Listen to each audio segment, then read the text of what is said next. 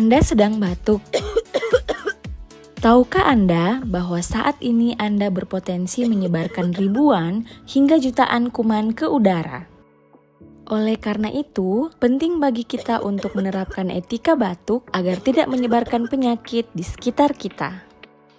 Yuk simak dan jangan lupa diikuti ya. Saat Anda batuk, selalu gunakan tisu atau sapu tangan untuk menutup mulut dan hidung. Jika tidak ada tisu atau sapu tangan, gunakan lengan atas bagian dalam.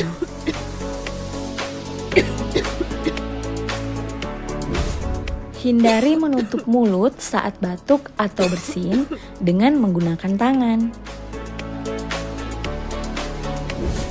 Buanglah tisu setelah digunakan ke dalam tempat sampah.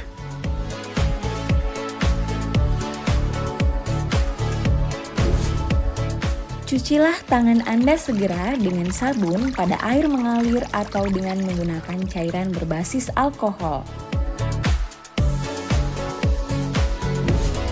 Nah, yang terakhir, jangan lupa untuk selalu menggunakan masker agar tidak menularkan kuman penyebab penyakit kepada orang lain.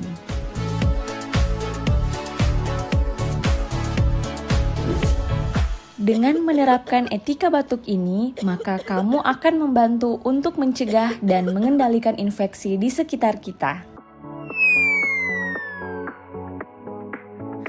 Nah, demikian informasi mengenai etika batuk. Semoga bermanfaat. Sampai jumpa.